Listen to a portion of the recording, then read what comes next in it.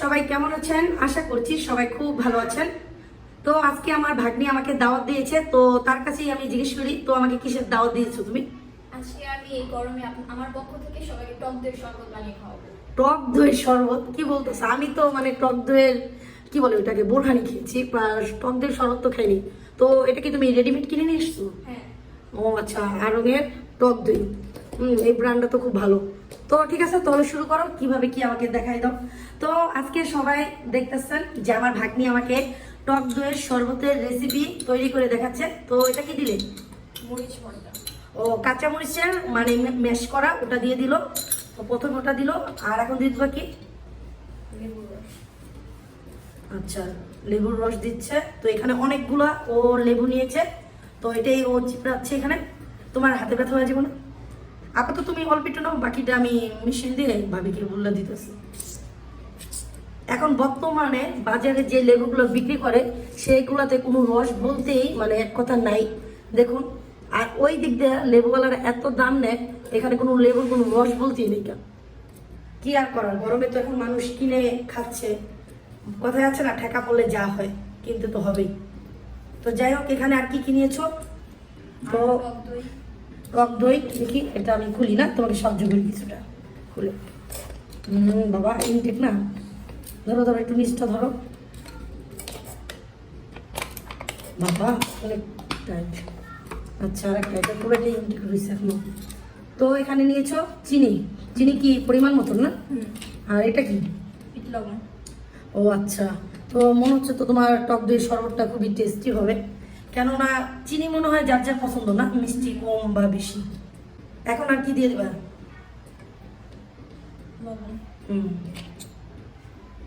এই তো। তো কিন্তু এখানে দুইটি নিয়েছে টক দই, তার জন্য একটু মানে আমাদের ফ্যামিলিটা তো বড়, তার জন্য একটু বেশি করে বানাচ্ছে। দিয়ে দাও সব, এখানে লাগবে তোমার চিনিটু যা আছে। তো চিনি হলো আপনাদের পছন্দ ভাবে, আপনারা কম বেশি মানে বাড়ে কমে দিতে পারেন আপনাদের ইচ্ছে মতন। তো ভাবি ওকে, আপনি এটা রসের যে মেশিনটা ওটা দিয়ে করলে বেশি ভালো হবে, ওর কষ্ট হয়ে যাবে। টক দইটা দিয়ে দাও, আর ভাবি এটা আলাদাভাবে রস করবে, তোমার হাতে ব্যথা হয়ে যাবে। ওটা ভাবি নিয়ে আসুক, বাকিটা রস করে নিয়ে আসুক, সমস্যা নেই, তুমি এটা দিয়ে দাও। কেন লেবু এত রস নেই, তোমার হাতে অনেক সমস্যা। বাবা পুরো একদম ইনটেক করা না, মানে কাজটা পুরো হাত নেই। এই টক দইটা না খুব ভালো। জানি আরেকটা খুলে না,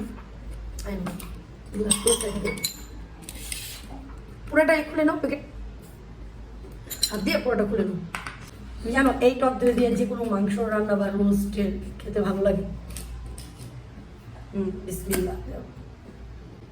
এটাও এটাও করে নাও। এই তো মেশিনটা দিয়ে আপনি দিয়ে দিন ভাবি, ও পারবো না। এটা হলো ভাবির যন্ত্র, এই যন্ত্র দিয়ে ভাবি এখন চাপ দিয়ে দিয়ে রস বের করবে। ও ছোট মানুষ, ওর কষ্ট হয়ে যাবে, যার কারণে এখন ভাবি একটু সাহায্য করে দিচ্ছে। এখন যাও, একটু কাজ হইতেছে, সুন্দর বুঝে দিতেছে, রসটা করতেছে। সম্পূর্ণ কি লাগবে তোমার টক দই সব? দিয়ে দাও, এইভাবে ঢেলে দিয়ে দাও। আর যদি রাখতে চাও কিছুটা রাখতে পারো,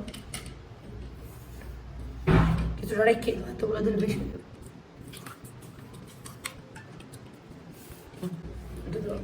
এই চামিচটা দিয়ে লাড়া দিয়ে দাও বেশ।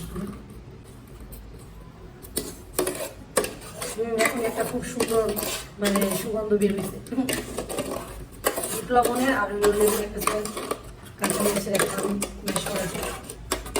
এটা ভালো করে ম্যাশ করবে, তাহলে সুগার আছে না তোমার কি হয়ে যাবে। এটা যত তুমি ম্যাশ করবা তোমার অত সুন্দর একটা কম আছে না, কম। তো তুমি এই রেসিপিটা কিভাবে মানে পাইলা সেটা বলো, আমাদের সবার সাথে শেয়ার করো। পেপার। ও আচ্ছা, তুমি কি এটা কি আগে করতে মানে তখন ট্রাই করছিল? তাই? তো কেমন টেস্ট? মজা। তাই আমাদের সবাই এখন টেস্ট করাবা। এই তো এটাকে এখন ভালো মতন ব্লেন্ড করা হয়ে গেছে, মানে খুব সুন্দর মতন। তো এখন এটাতে কি দিবা? পানি দিয়ে দিবা, পানি। তো এখানে গিয়ে পিটু নিয়েছে, ঠান্ডা ঠান্ডা পানি দিয়ে দাও। পিতু যাই বলো, অনেক সুন্দর মাসাল্লাহ একটা সেন্ট বের হয়েছে, দেখতে অনেক সুন্দর লাগতেছে। আমার কাছে লাগতেছে কি জানো, এটা পুরো তোমার তুমি যেমনি বানাইছো লাগতেছে। এটাতে কয়টা নাম দেওয়া যায় জানো?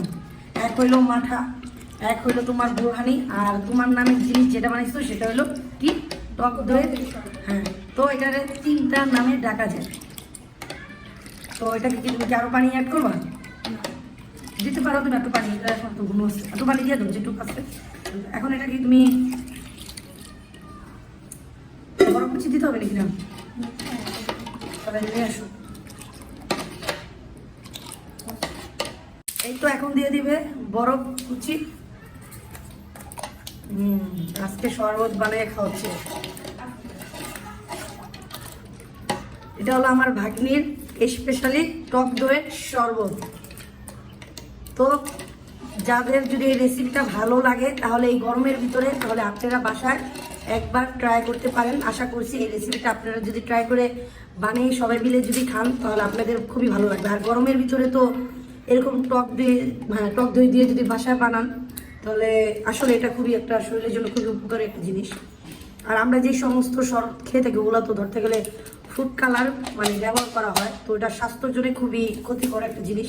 আর এটার ভিতরে কোনো ভেজাল নাই, ডাইরেক্ট টক দইয়ের জিনিস খেতে খুব ভালো হবে। তো এখন হলো পরিবেশন করার পালা, গ্লাসে দিবে। এই তো আমাদের শরবতটা বানানো খুব সুন্দর মতো মশলা কমপ্লিট হয়ে গেছে। এখন আমার ভাবি সাহায্য করবে মানে ওকে ঢেলে দেওয়ার জন্য। তো ছোট মানুষ বেশি একটা ঢেলতে পারবে না।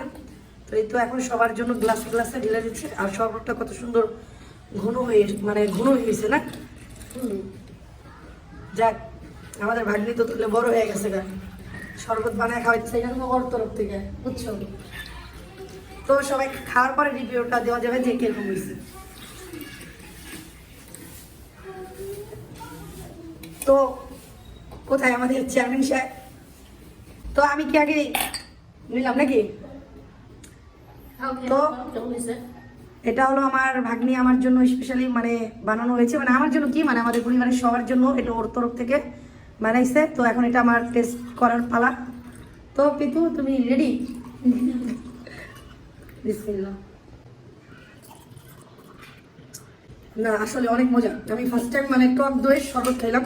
এই গরমে আপনারা চাইলে এরকম ভাবে ঠান্ডা ঠান্ডা এরকম টক দইয়ের শরবত বাসায় ট্রাই করতে পারেন। আশা করছি এই রেসিপিটা আপনাদের সবার কাছে খুবই ভালো লাগবে। আর সবাই আমার ভাগ্নির জন্য দোয়া করবেন, ও যেন আমাদের এরকম মজার মজার ঠান্ডা ঠান্ডা রেসিপি করে খাওয়াতে পারে। তো সবাই সুস্থ থাকবেন, ভালো থাকবেন, আল্লাহ হাফেজ।